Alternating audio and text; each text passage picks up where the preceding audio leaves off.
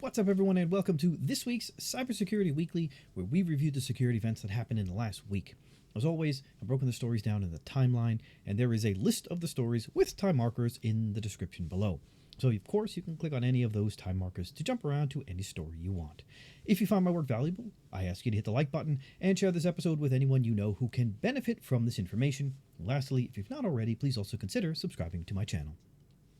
On January 30th, Taiwanese vendor QNAP released QTS and QUTS firmware updates to address a critical vulnerability tracked to CVE 2022-27596 with a CVS's version 3 score of 9.8 that affects QNAP NAS devices. A remote attacker can exploit the vulnerability to inject malicious code on QNAP NAS devices. The flaw is easy to exploit without user interaction or privileges on the vulnerable device.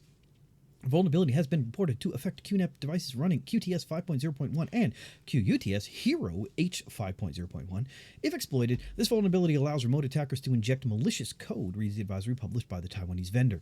The company fixed the vulnerability for their operating systems. Cybersecurity firm Census scanned the internet for Internet-exposed QNAP appliances and discovered 30,000 devices that are likely affected by the CVE 2022-27596 flaw because they're running QTS 5.0.1 and QUTS Hero H5.0.1 vulnerable versions. Census discovered 67,415 hosts allegedly running a QNAP-based system, but they were able to obtain the version only from 30,520 hosts. But if the advisory is correct, over 98% of identified QNAP devices would be vulnerable to this attack. We found that of the 30,520 hosts with a version, only 557 were running QUTS Hero greater than or equal to H5012248 or QTS greater than or equal to 5012234, meaning 29,960 hosts could be affected by this vulnerability, reads a report published by Census. If the exploit is published and weaponized, it could spell trouble to thousands of QNAP devices and QNAP users. Everyone must upgrade their QNAP devices immediately to be safe from future ransomware campaigns. Most of the vulnerable hosts discovered by Census are in Italy, 3,200, followed by the US, 3,149, and Taiwan, 1,942. Experts used the advisory QSA 2301 to determine vulnerable versions and discovered that the top vulnerable versions are the 5.0.1. While there are no indications that bad actors are using this new exploit, the threat is definitely on the horizon. Sébastien Raoult, a French national who is suspected of being a member of ShinyHunters cybercrime gang known as Seizo Kaizen, has been extradited from Morocco to the United States. A 22-year-old man was arrested in Morocco at Rabat International Airport in Morocco on May 31, 2022, while trying to take a flight to Brussels. Raoult and two other co-conspirators are charged with having hacked into protected computers of corporate entities and for the theft of stolen proprietary information.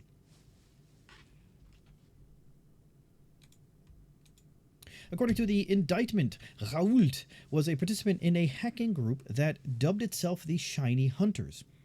The conspirators allegedly hacked into protected computers of corporate entities for the theft of proprietary and corporate information. The group advertised sensitive, stolen data for sale and sometimes threatened to leak or sell stolen sensitive files if the victim did not pay a ransom. Reads a press release published by DOJ. Since early 2020, ShinyHunters Group has marketed and promoted data stolen from more than 60 companies in Washington State and elsewhere around the world. The group offered the stolen data for sale and sometimes threatened to leak it to the victim if the victim did not pay a ransom. It has been estimated that since early 2020, the ShinyHunters Group has targeted more than 60 companies worldwide, including Tokopedia, Home Chef, Chatbooks.com, Microsoft, AT&T, and Minted. The indictment also charges 23-year-old Gabrielle Kimei Asadi Bildstein, aka Kuroi, and Gnostic players of Tarbes, France, and 22-year-old Abdel Hakim El Amadi, aka Zach and Jordan Kesso of Lyon, France. If convicted, Raoul could face up to 116 years in prison. The defendant lawyer Philip O'Hayon has commented on the extradition to the United States, saying France has abandoned him. The conspiracy to commit computer fraud and abuse charge is punishable by a maximum of 10 years in prison. The conspiracy to commit wire fraud count is punishable by a maximum of 27 years in prison. Though wire fraud is punishable by a maximum of 20 years in prison, concludes the press release. Aggravated identity theft is punishable by a mandatory minimum 2-year prison term to follow any other prison sentence imposed in the case. Atlassian has released security updates to address a critical vulnerability in Jira Service Management Server and Data Center, tracked as CVE 2023-22501 with a CVSS score of 9.4. That could be exploited by an attacker to impersonate another user and gain unauthorized access to other Jira Service Management instances under certain circumstances. An authentication vulnerability was discovered in Jira Service Management Server and Data Center, which allows an attacker to impersonate another user and gain access to a Jira Service Management instance under, again, certain circumstances. Recent advisory published by Australian software services provider Atlassian. With write access to a user directory and outgoing email enabled on a Jira Service Management instance, an attacker could gain access to sign-up tokens sent to users with accounts that have never been logged into. Access to these tokens can be obtained in 2 cases. The issue doesn't impact users synced to Jira via read-only user directories or single sign-on. However, external customers who interact with the instance via email are still affected, even when SSO is configured. The advisory pointed out that users accessing their Jira site via an Atlassian.net domain, it is hosted by Atlassian, and you are not affected by the vulnerability. Atlassian.net domains is again hosted by Atlassian, and you're not affected. Atlassian emphasized that Jira sites hosted on the cloud via an Atlassian.net domain are also not affected by the flaw, and no action is required in this case. In November 2022, the company addressed critical severity vulnerabilities in its identity management platform, Crowd Server, and Data Center, and in the Bitbucket Server and Data Center, a self-managed solution that provides source code collaboration for professional teams. The vulnerability in the Bitbucket source code repository hosting service, tracked to CVE 2022-43781, is a critical command injection vulnerability. The vulnerability received a CVSS score of 9 out of 10, and after an effects of Bitbucket Server and Data Center version 7 and version 8, if mesh is enabled, it's set to, or if mesh.enabled is set to false in Bitbucket. The BlackCat Ransomware gang added Solar Industries India to the list of victims published on its Tor leak site. The company is a globally recognized industrial explosives manufacturer. It provides complete blasting solutions, including packaged bulk explosives and initiating systems to meet its customer needs across the globe. The BlackCat Ransomware Group claims to have breached the company infrastructure and to have stolen 2 terabytes of data, including secret military data related to weapons production. Because of low security, more than 2 terabytes of sensitive data related to weapons production was stolen from Solar Industries India Limited, reads the message published on the leak site. The data leakage affected all products and classified documents of the company.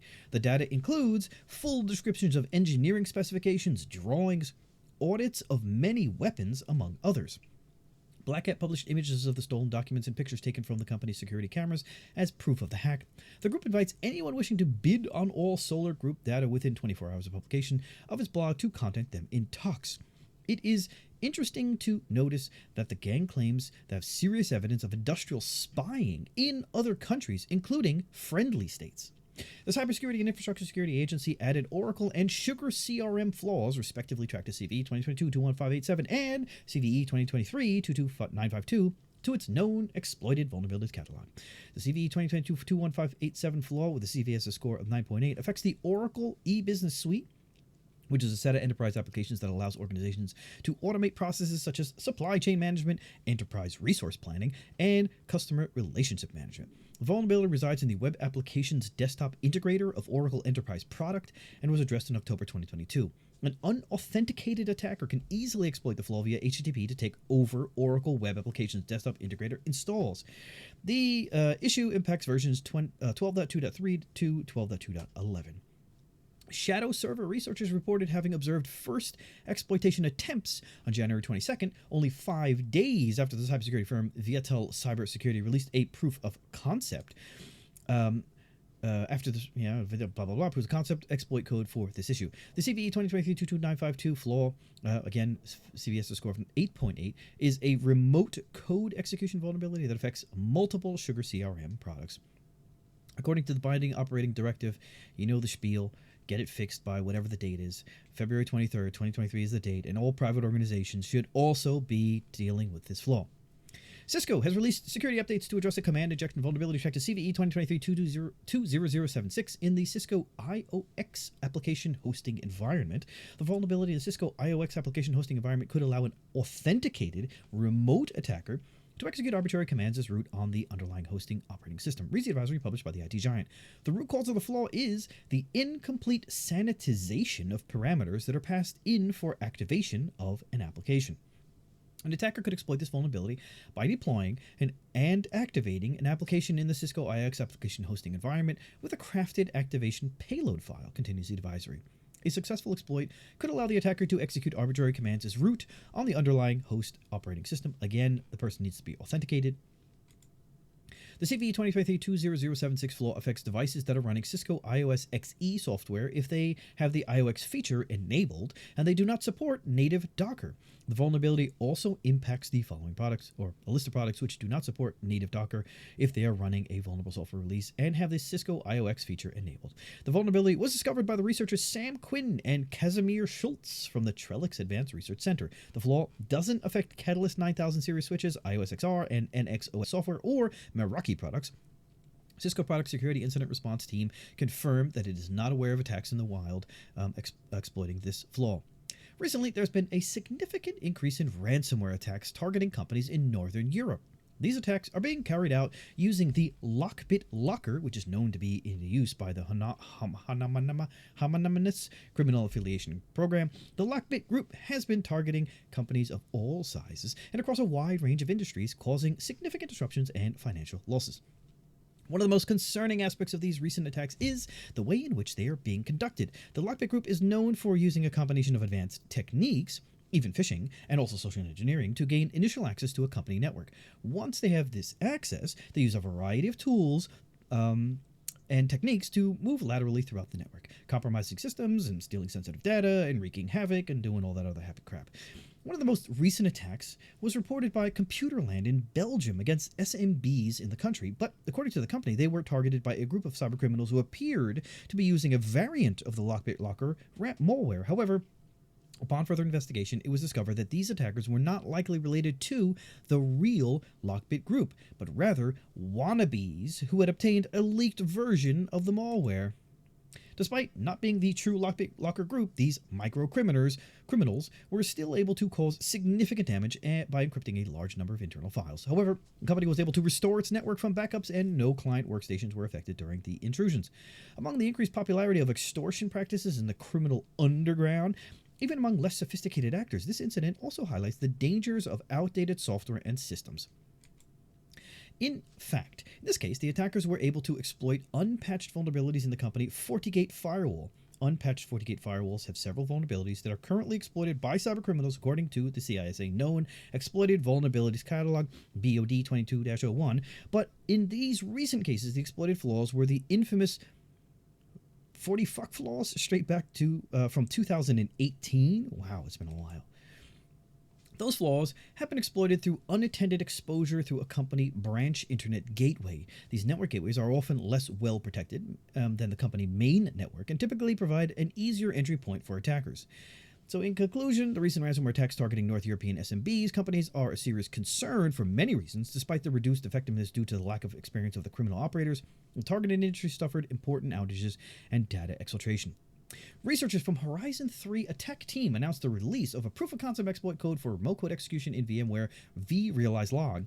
Exploitation of multiple vulnerabilities affecting VMware vRealize Log Insight leads to unauthorized RCE, CVE 2022-31704, 2022-31706, and 2022-31711. According to the tweet. The POC exploit code will trigger a series of flaws in VMware vRealize Log to achieve remote code execution on vulnerable installs. VMware Area Operations for Logs, formerly vRealize Log Insight, is a log collection and analytics virtual appliance that enables administrators to collect, view, manage, and analyze syslog data. Log Insight provides real-time monitoring of application logs, network traces, configuration files, messages, and performance data. The availability of an exploit like the one announced by the Horizon 3 attack team is bad news for organizations. A threat actor can develop its own version to gain initial access to target networks and perform a broad range of malicious activities.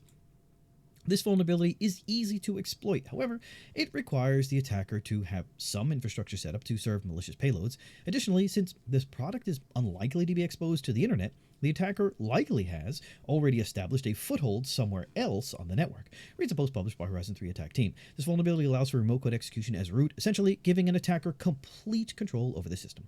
This week, VMware addressed multiple vulnerabilities tracked as CVE 2022-31706, 31704, 31710, and 31711. In its vRealize log inside appliance, we just talked about the POC. Now we're talking about the fixes. The most severe flaws impacting the product are a directory traversal vulnerability tracked as 2022-31706 with the CVS score of 9.8, and a broken access control vulnerability tracked as CVE 2022-31704 with a CVS score of 9.8. An unauthenticated attacker can exploit one of the two flaws to inject files into the operating system of an impacted appliance, which can result in remote code execution. An unauthorized malicious actor can inject files into the operating system of an impacted appliance, which again results in or can result in remote code execution, according to the advisory by the virtualization giant. The post published by the Horizon 3 attack team researchers also includes a list of indicators of compromise that can be used to detect exploitation attempts for the above issues. Last week, researchers from the Horizon 3 attack team, they again announced that their proof of concept exploit code for the remote code execution in the VMware vRealize blah blah blah blah with a 9.8 CVS's base score. The POC exploit code again triggers a series of flaws in VMware vRealize log to achieve remote code execution on the vulnerable systems. VMware area operations for logs from the vRealize log insights is log collection and analytics virtual appliance. The second time I've said it in less than 3 minutes, so I'm not going to keep reading that. Again, recently, VMware addressed multiple vulnerabilities tracked as the 31706, 31704, 31710, 31711 in the vRealize log inside appliance because it's major, it's a flaw, it's got a vulnerability score of 9.8. You should fix it. Again, an unauthenticated attacker can exploit one of the two flaws to inject files into the operating system of an impacted appliance, which can result in remote code execution. We can't say that enough. The post published by Horizon 3 team last week includes the list of indicators of compromise that we don't have listed here. If you want to know it, go to the original article. And there's a proof of concept. The experts started gathering intelligence on the flaw by analyzing the workaround proposed by the vendor in an attempt to understand how it fixed the issues. The workaround restricts TCP ports 16.520 through 16.580, which uses the Thrift RPC protocol. Apache Thrift is a cross-language RPC framework that supports RPC clients and servers using the Thrift interface definition language. This circumstance led to the experts into believing that the issue was residing in a RPC server. In summary, the researchers created a Thrift client and allowed unauthenticated access to the log inside Thrift server. Then they created a crafted tar file containing a directory traversal used using a valid pack file. Using remote pack download command, the experts uploaded the malicious pack to the temp.pack. Then they caused the pack file to be extracted using the pack upgrade command. This process allowed to write the malicious file where they want on the file system. Researchers at Metabase Q discovered a couple of security vulnerabilities in the open source image manipulation software ImageMagick that could potentially lead to information disclosure or trigger a denial of service condition CVE 2022-44268 and CVE 2022-44267. ImageMagick is a free and open source software suite for displaying, converting, and editing raster image and vector image files. The CVE 2022-44267 vulnerability is a denial of service issue that can be triggered when parsing a PNG image with a file name that is a single dash. When ImageMagick parses a PNG file, for example in a resize operation when receiving an image, the convert process could be left awaiting for STD input, leading to a denial of service since the process won't be able to process other images, reads the advisory published by Metabase Q. A malicious actor could craft a PNG or use an existing one and add a textual chunk type. These types have a keyword and a text string. If the keyword is the string profile without quotes, then ImageMagick will interpret the text string as a file name and will load the content as a raw profile. If it has a dash, then it does something else. Now, the CVE 2022-44268 vulnerability is an information disclosure flaw that can be exploited to read arbitrary files from a server when parsing an image. When the software parses a PNG image, like for resizing, the resulting image could have embedded the content of an arbitrary remote file if the ImageMagick binary has permissions to read it. When ImageMagick parses the PNG file, for example, in a resize operation, the resulting image could have embedded the content of an arbitrary remote file from the website if Magic binary has permissions to read it, continues the advisory. A malicious actor could craft this PNG or use an existing one and add a textual chunk type These types are have a keyword and text string. If the keyword is string profile with quotes, then ImageMagick will interpret it. The two vulnerabilities affect ImageMagick version 7.1.0-49 of the software. They were addressed in the release of version 7.10.52 on November 22nd. Vulnerabilities on open source libraries like ImageMagick are very dangerous and can be exploited by attackers in the wild. Shadow Server researchers warn that threat actors have started attempting to exploit critical Oracle E-Business Suite flaw CVE 2022-21587 shortly after a proof of concept was published. Since January 21st, we're seeing exploitation attempts in our honeypot sensors for Oracle E-Business Suite CVE 2022-21587 with a CVE score of 9.8 remote code execution shortly after a POC was published, according to the tweet. The e-business suite is a set of enterprise applications that allows organizations to automate processes such as supply chain management, enterprise resource planning, and customer relationship management. The vulnerability resides in the Web Applications Desktop Integrator of Oracle Enterprise Product and was addressed in October 2022. An unauthenticated attacker can easily exploit the flaw via HTTP to take over Oracle Web Applications Desktop Integrator installs. The issue impacts versions 12.2.3 to 12.2.11. Easily exploitable vulnerability allows an unauthenticated attacker with network access via HTTP to compromise Oracle Web Applications Desktop Integrator. Successful attacks of this vulnerability can result in takeover of Oracle Web Application Desktop Integrator, reads the advisory. Shadow Server reported to have observed first exploitation attempts on January 22nd, only 5 days after the cybersecurity firm Viatel Cybersecurity released a proof of concept exploit code for this issue. You might have in your distant memory where I did an article about how fast after a vulnerability is made public, attackers are already scanning for it. This is proof of that being true. Only 5 days after a proof of concept, people are scanning and trying to take advantage of it. US CISA added the CVE 2022-21587 flaw to its Known Exploited Vulnerabilities Catalog, ordering federal agencies to fix it by February 23rd, 2023, as we saw within the CISA notification I read a little bit earlier. GitHub this week disclosed a security breach. Threat actors exfiltrated encrypted code signing certificates for some versions of GitHub Desktop for Mac and Atom apps. In response to the incident, the Microsoft-owned company is starting revoking the exposed certificates. The following versions of GitHub Desktop for Mac will stop working on February 2nd, 2023. 3.0.2, 3.0.3, 3.0.4, 3.0.5, all the way up to 3.1.2. Similarly, Atom versions 1.63.0 and 1.63.1 will stop working on February 2nd. The company pointed out that the customer data was not impacted because they were not stored in the impacted repositories.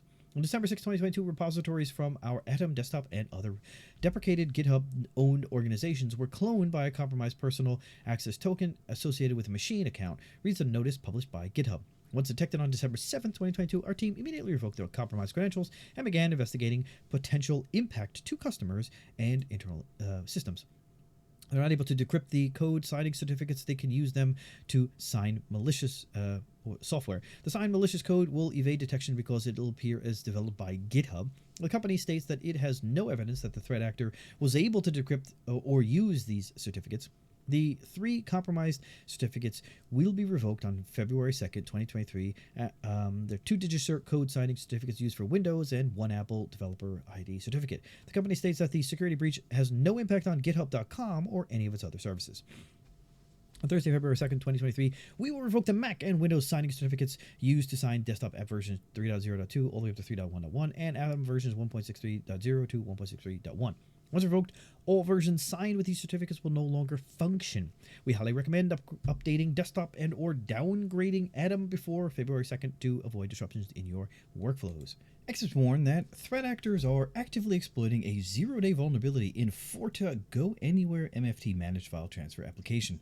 The popular investigator Brian Krebs first revealed details about the zero-day on Mastodon and pointed out that Forta has yet to share a public advisory. GoAnywhere MFT, a popular file transfer application, is warning about a zero-day remote code injection exploit. The company said it has temporarily implemented a service outage in response. Krebs wrote on Mastodon, I had to create an account on the service to find this security advisory. According to the private advisory published by Forta, the zero-day is a remote code injection issue that impacts GoAnywhere MFT. The vulnerability can only be exploited by attackers with access to the administrative console of the application. A zero-day remote code injection exploit was identified in GoAnywhere MFT. The attack vector of this exploit requires access to the administrative console of the application, which in most cases is accessible only from within a private company network through VPN or by allow list IP addresses when running in cloud environments such as Azure or AWS. Reads the advisory. If the administrative console is exposed to the public internet, it is highly recommended partnering with our customer support team to put in place appropriate access controls to limit trusted resources or trusted sources. The web client interface, which is normally accessible from the public internet, is not susceptible to this exploit, only the administrative interface. Installs with administrative consoles and management interfaces that are not exposed on the internet are safe. However, security researcher Kevin Beaumont discovered about 1,000 internet-facing consoles. Forte recommends GoAnywhere MFT customers to review all administrative users and monitor for unrecognized usernames, especially those created by the system. The logical deduction is that Forte is likely seeing follow-on attack behavior that includes the creation of new administrative or other users to take over or maintain persistence on vulnerable target systems. Reads a post published by Rapid7. Note that while this is not mentioned explicitly in the pasted Forte advisory text, it is also possible that threat actors may be able to obtain administrative access by targeting reused, weak, or default credentials. Forte has yet to address the flaw. Meantime, the company recommends removing the license response servlet configuration from the web.xml file as a temporary solution. A high-severity vulnerability in F5 Big IP, tracked to CVE 2023-22374, can be exploited to cause a denial-of-service condition and potentially lead to arbitrary code execution. A format string vulnerability exists in iControl SOAP that allows an authenticated attacker to crash the iControl SOAP CGI process or potentially execute arbitrary code. In appliance mode Big IP, a successful exploit of this vulnerability can allow the attacker to cross a security boundary. CVE 2023-22374 reads the advisory published by the vendor. The vendor pointed out that to exploit the command execution attack vector, the attacker must gather knowledge about the target environment hosting the vulnerable component. The vendor added that only the control plane is exposed by this flaw. The data plane is not impacted. The issue is a format string vulnerability that resides in iControl SOAP that runs as root and requires an administrative login to access. An authenticated attacker can exploit the bug to crash the iControl SOAP CGI process or potentially execute arbitrary code. An attacker can reach the SOAP interface from the network either via the Big IP management port or self-IP addresses. The exploitation of this vulnerability in appliance mode Big IP can allow threat actors to cross a security boundary. The vulnerability has been rated with a CVSS score of 7.5 for standard mode deployments and 8.5 in appliance mode. By inserting formatted string specifiers such as %S or %N into certain get parameters, an attacker can cause the service to read and write memory addresses that are referenced from the stack. In addition to being an authenticated administrative endpoint, the disclosed memory is written to a log, making it a blind attack. Reads the analysis published by Rapid7 that discovered the flaw. It is difficult to influence the specific addresses read and written, which makes this vulnerability very difficult to exploit beyond crashing the service in practice. The most likely impact of a successful attack is to crash the server process. A skilled attacker could potentially develop a remote code execution exploit, which would run code on the F5 Big IP device as the root users, continued Rapid7's advisory. At this time, there is no available patch to address the vulnerability. However, F5 announced that it is working on an engineering hotfix that is available for supported versions of the Big IP system. This vulnerability can be exploited only by an authenticated user. For this reason, experts recommend to restrict access to the management port to only trusted individuals. It should be stressed that this issue is only exploitable as, again, an authenticated user of the vulnerable device. So end users should restrict access to the management port to only trusted individuals, and the linked KB provides a procedure to bind WebD to localhost, which is usually good advice anyway. Bind is a suite of software for interacting with the Domain Name System, or DNS, maintained by the Internet Systems Consortium, or ISC. The ISC released security patches to address multiple high-severity denial-of-service DOS vulnerabilities in the DNS software suite. Threat actors can exploit the issue to remotely cause the bind daemon named to crash or saturate the available memory. CVE 2022-3094 with a CVSS score of 7.5, sending a flood of dynamic DNS updates may cause the named daemon to allocate large amounts of memory. Then the named daemon may exit due to a lack of free memory. Memory is allocated prior to the checking of access permissions, or ACLs, and is retained during the processing of a dynamic update from a client whose access credentials are accepted. Memory allocated to clients that are not permitted to send updates is released immediately upon rejection, reads the advisory published by IIC. The scope of this vulnerability is limited, therefore, to trusted clients who are permitted to make dynamic zone changes. The issue impacts Bind 9.11 and earlier branches. However, it doesn't cause the exhaustion of internal resources, but only impacts performance. CVE 2022-3736 with the CVS score 7.5, an attacker can trigger the issue by sending specific queries to the resolver, causing the named daemon to crash. Bind 9 resolver can crash when stale cache and stale answers are enabled. Option stale answer client timeout is set to a positive integer, and the resolver receives an RSIG query. Impact by sending specific queries to the resolver, an attacker can cause a name to crash, reads the advisory. By sending, again, specific queries to the resolver, the attacker can cause the name to crash. CVE 2022-3924 with the CVS score 7.5, named configured to an answer from stale cache may terminate unexpectedly at recursive client's soft quota. The issue affects the implementation of the stale answer client timeout option when the resolver receives too many queries that require recursion. If the resolver receives many queries that require recursion, there will be a corresponding increase in the number of clients that are waiting for recursion to complete. If there are sufficient clients already waiting when a new client query is received so that it is necessary to serve fail, the longest waiting client, see Bind 9 ARM recursive clients limit and self quota, then it is possible for a race to occur between providing a stale answer to this older client and sending an earlier timeout serve fail, which may cause an assertion failure. Reads the advisory. By sending specific queries to the resolver, an attacker can cause name to crash. ISC addressed the above issues with the release of Bind versions 9.16.37, 9.18.11, 9.19.9. The collective IT army of Ukraine announced it has gained access to 1.5 gigabyte archive belonging to the Russian energy giant Gazprom. The group of activists announced the hack on their Telegram channel, claiming that the archive contains more than 6,000 files for the companies of the Gazprom group. The archive contains information related to financial and economic activities, reports on testing and drilling, along with implementation and adjustment of automated systems at the Kovitinsky well, or Irkutsk region. The IT army of Ukraine gained access to information on activities, the largest filler of the state budget, and accordingly, the main sponsor of terrorism and the invasion of the Ukraine, Gazprom, reads the announcement published on Telegram channel. The archive, with a capacity of 1.5 gigabytes, contains more than 6,000 files of the Gazprom group of companies regarding financial and economic activities, namely reports on testing and drilling, implementation and adjustment of automated systems at the Kovitinsky well, which is considered one of the largest gas fields in Russian Federation.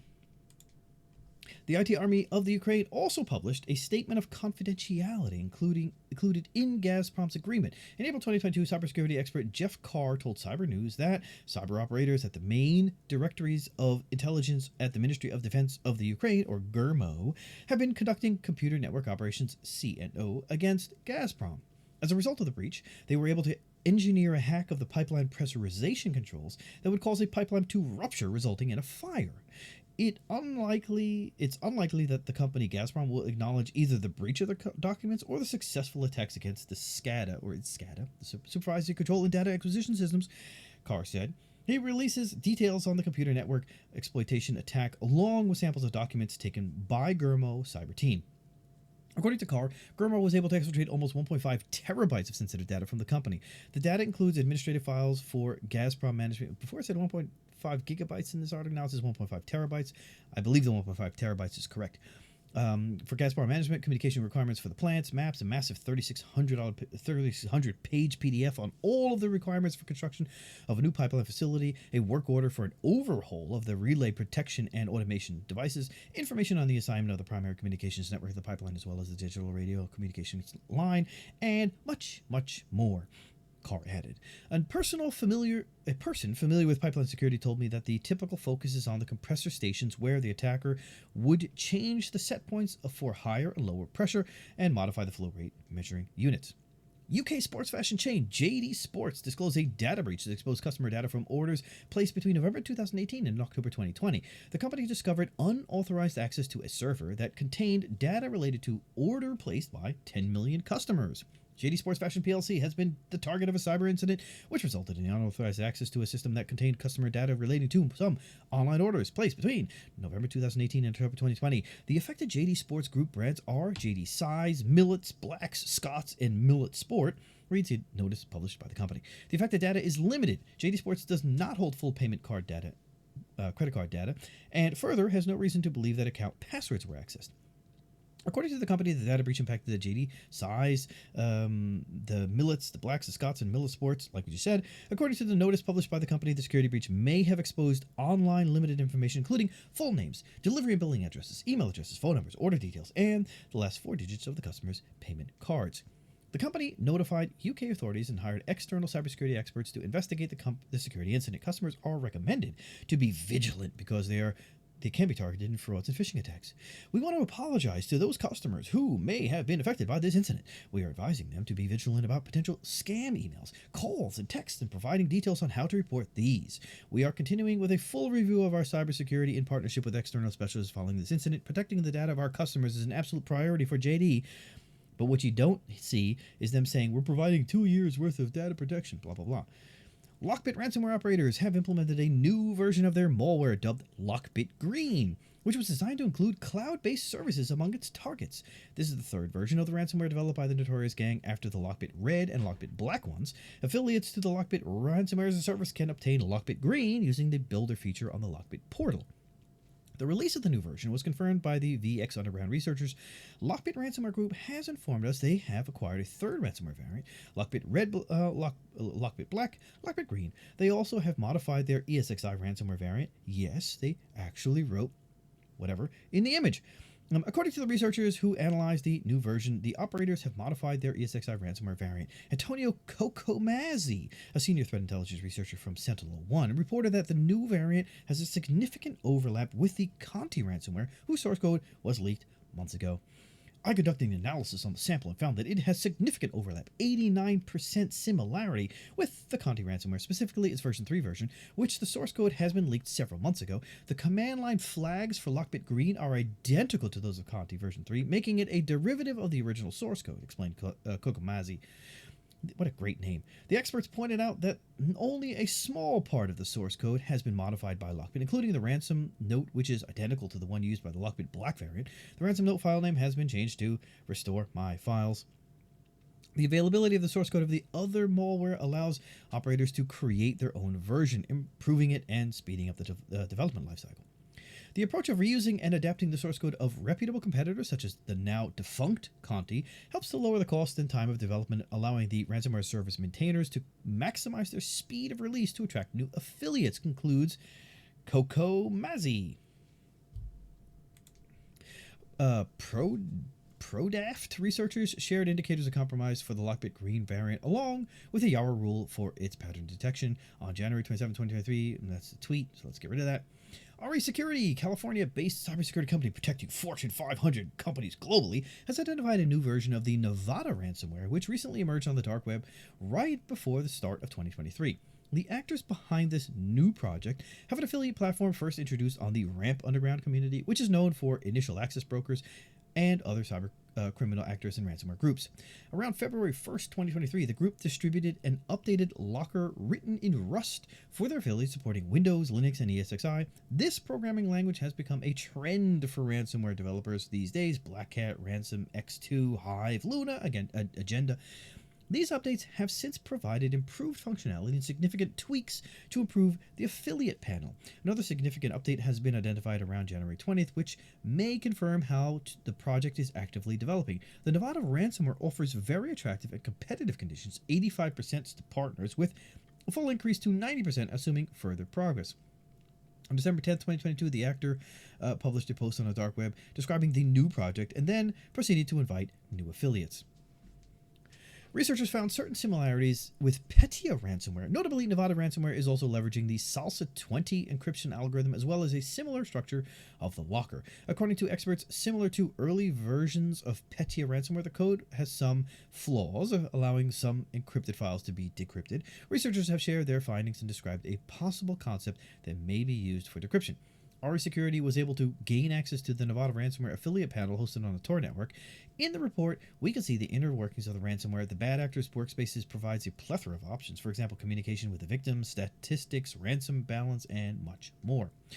Security acquired Linux-based and Windows versions of the Nevada ransomware, then published a reverse engineering report and indicators of compromise. The experts expect an active development of the group in 2023 by victims and by new affiliates who will join the project. The threat actors behind the sophisticated point-of-sale malware Prilex have improved its capabilities to block contactless payment transactions. Researchers from Kaspersky Lab discovered 3 new versions of the POS malware designed to target credit cards using NFC technology. A frequent question asked about this threat was whether Prilex was able to capture data coming from NFC-enabled credit cards. During a recent incident response for a customer hit by Prilex, we were able to uncover 3 new Prilex versions capable of blocking contactless payment transactions, which became very popular in pandemic times. Recent analysis published by Kaspersky. Prilex is a modular malware. Kaspersky researchers believe it is actually the most advanced point-of-sale threat they have seen so far. The malware adopts a unique cryptographic scheme, doing real-time patching in target software, forcing protocol downgrades, manipulating cryptograms, doing ghost transactions, and performing credit card fraud even on smart cards using chip and pin technology. The malicious code is able to disable the contactless payment feature to force the user to insert the card into the pin pad. A version discovered by the experts in November 2022 implements a rule-based file that specifies whether or not to capture credit card information and an option to block NFC-based transactions. The experts pointed out that NFC-based transactions often generate a unique ID or card number valid for only one transaction. When Prilex detects an NFC-based transaction, the POS malware blocks it, and the EFT software will display an error message, i.e. contactless error, insert your card, on the pin pad, requesting the user to insert its card. Of course, the goal here is to force the victim to use their physical card by inserting it into the pin reader, so the malware will be able to capture the data coming from the transaction by using all the techniques described in the previous publication, such as manipulating cryptograms and performing a ghost attack. The new version of the point-of-sale malware is also able to filter credit cards according to segment and create different rules for each segment. The malware can be instructed to block NFC-based transactions only if the card is a Black and Infinite, corporate, or another tier with a high transaction limit. Since transaction data generated during a contactless payment are useless from a cyber criminal perspective, it is understandable that Prilex needs to block it, or to force victims to insert the card into the infected point-of-sale terminal. While the group is looking for a way to commit fraud with unique credit card numbers, this clever trick allows it to continue operating, concludes Kaspersky. Threat actors have launched a massive hacking campaign aimed at Israeli chemical companies operating in the occupied territories. A group named Electronic Quds Force is threatening companies, engineers, and workers, and are inviting them to resign from their positions. The attacks are retaliation against the Israeli government and its policy against Palestinians. The hackers accused Tel Aviv of violence. Our advice to scientists working in the chemical plants is to quit their job, hunt for a new one, and find sanctuary in a location where we are not present. A message sent by the Electronic Quds Force. Leave their employment, look for a new one. This is while we have a strong presence anyplace. We confirm that your job in chemical factories presents a threat to your life, but we will never hesitate to melt your bodies with chemicals the next time an act of violence is performed against Palestinians. The message is clear, and hackers claim to be able to interfere with the operations of the plant operated by the chemical companies, potentially causing the loss of human lives. The tension is very high during this period. The Palestinian Ministry of Health said that January is the bloodiest month in the West Bank since 2015, during which, to date, 35 martyrs were killed by the Israeli occupation army and settlers, including 8 children, in addition to an elderly woman. Jenin Governorat recorded the highest number of the martyrs since the beginning of this year, 20 martyrs, he added. The messages were published on the Telegram channel of the group, along with images of industrial control systems allegedly belonging to one of the chemical companies that are targets of the cyber attacks. The number of operations conducted by the Israeli military in the Palestinian villages has reportedly increased in the last week. According to the United Nations, 2022 was the deadliest year for Palestinians living in the West Bank in the previous 16 years' worth of data. The cyber attacks on both sides are increasing. In September 2022, pro-Palestinian hacking group GhostSec claimed to have compromised 55 Berghoff programmable logic controllers used by Israeli organizations as part of a Free Palestinian campaign. GhostSec also published a video demonstrating a successful login to the PLC admin panel, along with screenshots of an HMI screen showing some phases of the attack, including the block of the PLC. The group also shared other screenshots, claiming to have gained access to another control panel that can be used to modify the level of chlorine and pH levels in the water. In August 2022, the hacking group Altaria team knocked down the websites at the ports of Jaffa, Haifa, Acre, and Eilat. The group also targeted hundreds of Israeli websites, including the website of the municipality of the city of Stret. The pro-Russian group Killnet is behind the DDoS attacks that last week hit the websites of German airports, administration bodies, and banks. The attacks are the hacktivists' response to the German government decision to send Leopard 2 tanks to the Ukraine. Chancellor Olaf Scholz announced the decision to send 14 tanks and allow other countries to send theirs too, which was restricted until now under export regulations at a cabinet meeting on Wednesday. The Federal Cybersecurity Authority is investigating the attacks. The Federal Cybersecurity Authority had knowledge of DDoS attacks against targets in Germany. A spokesman told AFP the attacks targeted in particular at the websites of airports, as well as some targets in the financial sector and the websites of federal and state administrators. The Killnet group announced the attacks on its Telegram channel, a common practice of this pro-Russia group. A German government spokesperson explained that the decision to supply the tanks follows our well-known line of supporting Ukraine to the best of our ability. The BSI explained that it is not easy to attribute the attacks to a specific actor. Under the umbrella, Killnet operates multiple hacktivists. They call for action, and then a lot of people take part. The BSI spokesperson said the attacks made some websites unavailable. The BSI said that without there being any indication of direct impacts on the organization's services. German intelligence alerted the German government about cyber attacks that Russia-linked threat actors can launch against critical infrastructure in the country. The pro-Russia group Killnet launched a series of DDoS attacks against the U.S. healthcare organizations and hospitals.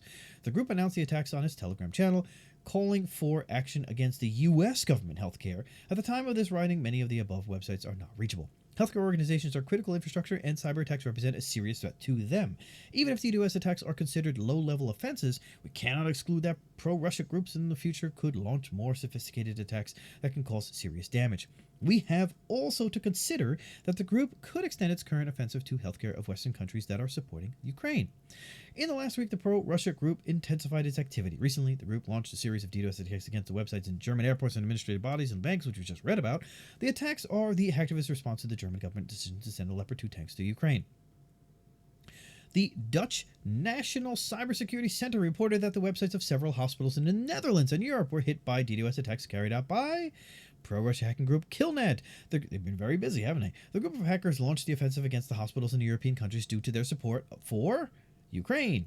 Hospitals in Europe, including the Netherlands, have in all likelihood been targeted by the pro-Russian hacker group Killnet, the NCSC said.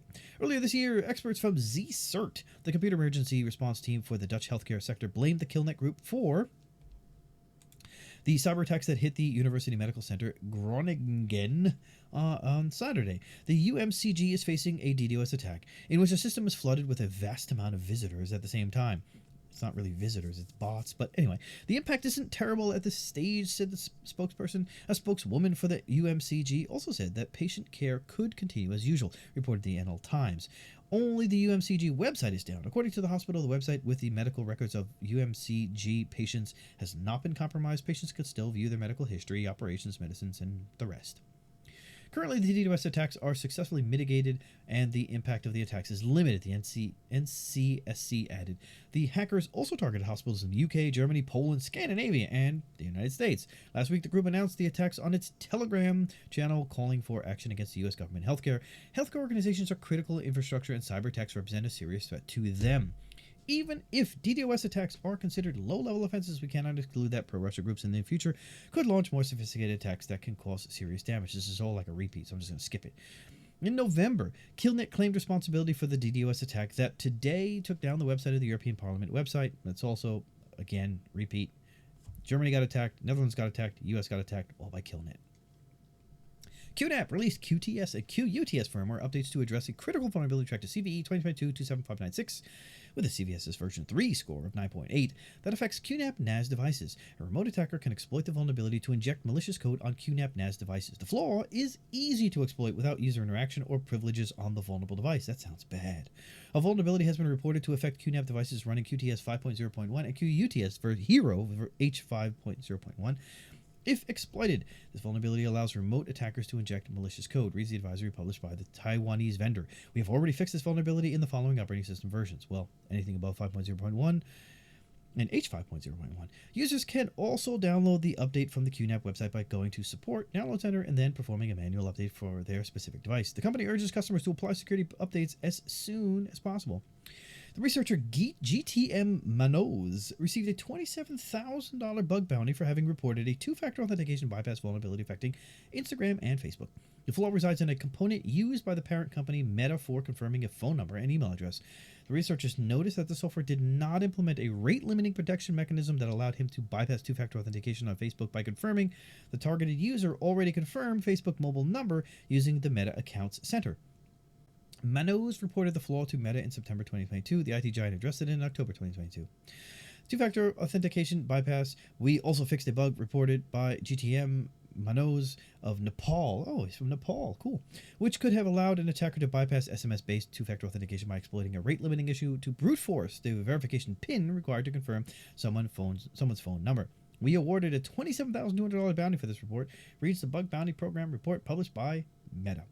The researcher noticed a personal details section in the Meta Accounts Center that allowed users to add an email and phone number to both Instagram and linked Facebook accounts, which can be verified by providing a 6-digit code received in an email or phone number. The researcher noticed the lack of rate limit protection, allowing anyone to confirm unknown/known emails and phone numbers both in Instagram and LinkedIn Facebook accounts. The issue allows the attacker with the knowledge of the victim phone number associated with his Instagram and Facebook account to conduct a brute force attack on the 6-digits code, then use the code to assign the victim phone number to an account under his control. While adding contact points, email, phone, it will make post requests to an API version 1 blocks API apps, blah, blah, blah, endpoint to request the server to send 6-digit code for verification, reads the post published by the researcher. Now, enter any random 6-digit code and intercept the request using web proxies such as Burp Suite. Then send the above request to the intruder and insert the $sign placeholder in the PIN code value in order to brute force the confirmation code, since there was no rate limit protecting at all in this. Unlinking the phone number of the victim from his Facebook and Instagram account, the two-factor authentication is disabled due to security reasons. And if the phone number was partially confirmed, that means only used for two-factor authentication, it'll revoke the two-factor authentication, and also the phone number will be removed from the victim account, concludes the report. Since the endpoint verifying both the contact points in Instagram and linked Facebook accounts was the same, he was able to bypass both unknown and already registered contact points, verification in Instagram and Facebook, unable to add already existed email. The State Cyber Protection Center, SCPC, of the Ukraine warns of a new wave of targeted attacks conducted by the Russia-linked apt group Gamaredon, aka Shuckworm, aka Actinium, aka Armageddonion, aka Primitive Bear, aka UAC-0010, aka Trident Ursa. The attacks aimed at public authorities and critical information infrastructure in Ukraine. The government experts pointed out that the threat actor continues to evolve its TTPs to avoid detection. Currently, the Gamaredon group is using the Gamma Load and Gamma Steal SPZs in their campaigns. The former is a VB script used to download next stage VB script from a remote server. Gamma Steal is a PowerShell script used to conduct reconnaissance and execute additional commands, so Windows-based. The attack chain starts with spear phishing messages with a .rar attachment named 12. Whatever that is. The .rar archive contains a .link file named 12. Whatever that is, and a request for security service of the Ukraine. Upon opening the link file, it uses the system binary proxy execution technique through the execution of Windows native binary designed to execute Microsoft HTML application files to download a file via some URL. The government experts noticed that that access to the file is allowed only from IP addresses in the Ukrainian address space. The current activity of the UAC-0010 group is characterized by an approach to the multi-stage loading and execution of payloads of WPS, which is used to maintain control over infected hosts. Such payloads Similar types of malware, which are developed by attackers to perform similar behavioral patterns, reads the alert published by the SPC. Currently, the UAC-0010 group uses the Gamaredon and Gamaredon SPZs in their campaigns. One of the methods of getting the command and control IP address relies on the usage of legitimate third-party services such as Telegram and Cloudflare DNS. Another method consists of pinging the subdomain right.mozengo.shop with W1 MyQuery and retrieving the protocol address value to obtain the command and control IP address. January 17, 2023, the Telegram channel Cyber Army of Russia _reborn reported the compromise of the systems at the Ukrainian National Information Agency, Ukrinform. The Ukrainian Computer Emergency Response Team immediately investigated the claims and, as of January 27, 2023, found 5 samples of data wipers. As of January 27, 2023, 5 samples of malicious programs were detected functionality of which is aimed at violating the integrity and availability of information, writing file disks with 0 bytes arbitrary data and their subsequent deletion, reads the report published by the CERT UA. It was found that the attackers made an unsuccessful attempt to disrupt the regular operation of users' computers using the Caddy Wiper and Zero Wiper malicious programs, as well as the legitimate sdelete utility, which is supposed to be launched using news.bat. Then there's their update. The USC 0082 suspected Sandworm to target UKR info using, so that's the tweet. The attackers attempted to disrupt the regular operations of target systems. Again, we read this already. The attackers also created a group policy object. So in addition to using Caddy Wiper and Zero Wipe and the legitimate sdelete, they created a group policy object to distribute the Caddy Wiper malware. However, the attack attempt partially failed because the threat actors were able to wipe out the data only on some of the news agency systems, such as several data storage systems, which didn't impact the operations at the Ukrainian agency.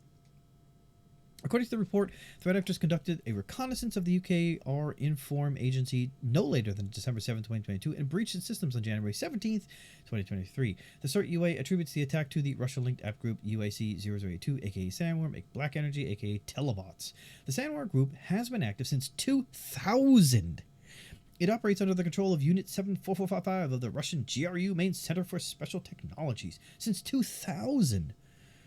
The group is also the author of the NotPetya ransomware that hit hundreds of companies worldwide in 2017. In 2022, the Russian app used multiple wipers in attacks aimed at Ukraine, including Awful Shred, Caddy Wiper, Hermetic Wiper, Indestroyer 2, Isaac Wiper, Whispergate, Prestige, Ransom Box, and Zero Wipe. In September 2022, the Sandworm group was observed impersonating telecommunication providers to target Ukrainian entities with malware. Researchers from ESET discovered a new Golang-based wiper dubbed Swift Slicer that was used in attacks aimed at Ukraine. The experts believe that the Russia-linked app group Sandwork, aka Black Energy and Telebots, is behind the wiper attacks. So then there's the tweet. The Sandworm group has been active since 2000 and operates under the control of Unit 74455 of the Russia GRU Main Center for the Special Technologies. The group is also the author of the NotPetya. Yeah, we already read that. Once executed, the wiper deletes shadow copies, recursively overwrites files. The wiper targets files located in this CSIDL system drivers, CSIDL system drive, Windows, NTDS, and other non-system drives before rebooting the infected system. The Swift Slicer wiper overwrites the files with 4,096 bytes length blocks with randomly generated bytes. In 2022, the Russian app used multiple wipers in attacks aimed at Ukraine, including, we already went through this, Awful Shred, Caddy Wiper, Hermetic Wiper, Destroyer 2, Isaac Wiper, Whispergate, Prestige, Ransom Blocks, Zero Wiper, blah, blah, blah. Security firms warn that the Sandworm app continues to target Ukraine with multiple means, including custom malware and botnets. The Tallahassee Memorial HealthCare Hospital has taken its IT systems offline and suspended non-emergency procedures after a cyber attack. The attack took place on Thursday. It was a Thursday. The cyber attack hit some of the systems at the hospital. The Tallahassee Memorial Health Hospital reported the incident to law enforcement and launched an investigation into the security breach. So then there's a tweet. We are safely caring for all patients currently in our hospital, and we are not moving patients to other facilities. However, we have rescheduled non-emergency patient appointments. Patients will be contacted directly by their provider and or care facility if their appointment is affected, reads a notice published by TMH, which is the Tallahassee Memorial HealthCare. We're also diverting some EMS patients and will only be accepting level 1 traumas. In an update provided by the hospital, TMH states that all non-emergency elective procedures from Monday, February 6th will be canceled and rescheduled. Patients whose appointments were rescheduled will be contacted directly by the provider or care facility. TMH did not provide details about the cyber attack. However, local media reported that the hospital was hit by a ransomware attack. It had the hallmarks of a ransomware attack, but the hospital has not yet characterized it as such, instead calling it an IT security issue. Victims often, at least initially, decline to confirm ransomware attacks. So, duh. Unfortunately, U.S. hospitals are the targets of multiple ransomware operations, and U.S. authorities already warned healthcare organizations of the risk of imminent attacks and said, fix your stuff, and they didn't. A few days ago, another U.S. hospital, the Atlantic General Hospital, suffered a ransomware attack. TrickGate, a shellcode-based packer offered as a service, which is used at least since July 2016 to hide malware from defense programs. A packer, aka Crypter and FUD, implements a series of functionalities to make it harder for antivirus programs to detect the malware. The Checkpoint research team reported that over the last 6 years, TrickGate was used to drop some of the most popular malware families, including Cerber, TrickBot, Maze, Emotet, REvil, Cobalt Strike, Azelrolt, Formbook, and Agent Tesla. TrickGate managed to stay under the radar for years because it's transformative and it undergoes changes periodically. This characteristic caused the research community to identify it by numerous attributes and names, reads a report published by Checkpoint's research. While the packer wrapper changed over time, the main building blocks within the TrickGate shellcode are still in use today. The developers of the TrickGate packer continually improve its code. It has been given many names based on its varied attributes. And names include TrickGate, Emotet Packer, New Loader, Loncom, and NSIS-based Crypter. The attack chain observed by the experts can vary significantly, but in most cases, threat actors used phishing messages with malicious attachments or malicious links. The first stage mainly comes in the form of an archived executable, but we, meaning the researchers, monitored many file types and delivery permutations that lead to the same shellcode, continued the report. The second stage is the shellcode loader, which is responsible for decrypting and running the shellcode. The second stage is the shellcode loader. Again, why am I repeating myself? The shellcode loader was written in one of the following languages, and has NSIS script, Auto IT script, and C. The shellcode is the core of the packer because it decrypts the payload and stealthily injects it into the new process. The TrickGate packer was primarily used in attacks aimed at the manufacturing sector and other attacks aimed at the education, healthcare, government, and financial industries. The most popular malware families used in the attacks are Formbook, 42%, LuckyBot, 25%, and Agent, 11%. Attacks were mainly reported in Taiwan, Turkey, Germany, Russia, and China. Understanding the packer building blocks is of crucial importance to detect the threat, as blocking the packer will protect against the threat in an early stage before the payload starts to run, concludes the report. Packers often get less attention as researchers tend to focus their attention on the actual malware, leaving the packer stub untouched. However, the identified packer can now be used as a focal point to detect new or unknown malware. Mondian researchers reported that a UNC 2565 group behind the Goot loader malware, aka GootKit, continues to improve their code by adding new components and implementing new obfuscation techniques. GootKit runs on an access as a service model. It is used by different groups to drop additional malicious payloads on the compromised systems. GootKit has been known to use fileless techniques to deliver threats such as the Suncrypt and REvil, aka Soda no Kibi, ransomware, Chronos Trojans, and Cobalt Strike. In the past, GootKit distributed malware masquerading as freeware installers, and it used legal documents to trick users into downloading these files. The attack chain starts with a user searching for specific information in a search engine. Attackers use black SEO techniques to display a website compromised by GootKit operators among the results. Upon visiting the website, the victim will notice that it is presented as an online forum directly answering his query. This forum hosted a zip archive that contains the malicious JS file, which is used to establish persistence and drop a Cobalt Strike binary in the memory of the infected system. In November 2022, Mondiant researchers spotted a new variant of GootLoader tracked as gootloader.powershell. They used a new infection chain. The new variant writes a second JS file to disk and creates a scheduled task to execute it below. So then they have the attack chain. Mondiant researchers observed the UNC 2565 group adopting three obfuscation techniques, such as hiding the code within altered versions of legitimate JavaScript libraries such as jQuery, ChromaJS, and _JS in an attempt to evade detection. Beginning in November 2022, Managed Defense observed a new obfuscation variant tracked as Variant 3 with modified infection that is more complex than the previous variants. This new variant contains additional string variables that are used in a second de-obfuscation stage, reads the report published by Mondial. This new variant has been observed trojanizing several legitimate JavaScript libraries, including jQuery, ChromeJS, and _JS. Upon successful execution of the bootloader file, additional payloads are downloaded, including Phone Launch and Cobalt Strike Beacon and Snow Cone that will be stored in the registry. Then the payloads are executed via PowerShell in the later stages. Phone Launch is a .NET-based launcher. It loads an encoded payload from the registry into memory. Since May 2021, the researchers have observed threat actors using 3 different variants of Phone Launch that differ in their loading mechanism. The report published by Mondial also includes indicators of compromise and Yara rules associated with these threats. VMware fixed a high-severity privilege escalation flaw tracked to CVE 2023-20854 that impacts Workstation. An attacker can exploit the vulnerability to delete arbitrary files on Workstation version 70.x for Windows operating systems. An arbitrary file detection vulnerability in VMware Workstation was privately reported to VMware. Updates are available to remediate this vulnerability in affected VMware product, reads the advisory published by the virtualization giant. The issue was reported by Frederick Reiter of CirroSec GmbH. It has been rated with CVS's version 3 base score of 7.8. CirroSec plans to release technical details soon. Meantime, it urges customers to patch their systems. A security firm explained in a tweet that the arbitrary file deletion vulnerability CVE 2023-20854 allows local privilege escalation to system. VMware Workstation contains an arbitrary file deletion vulnerability, again allowing privilege escalation to system. Thanks to our call. So there was the tweet. Recently, another flaw in VMware vRealize log insight tracked as CVE 2022-31706. The CVS's base score of 9.8 out of 10 made headlines after Horizon 3 security researchers realized proof of concept exploit code will trigger a series of flaws in vRealize. And that's the news. Thanks again for watching. Don't forget to share and subscribe if you have not already, and smash the bell if you haven't already. And I'll see you on the next episode. Take care. Don't forget to ride.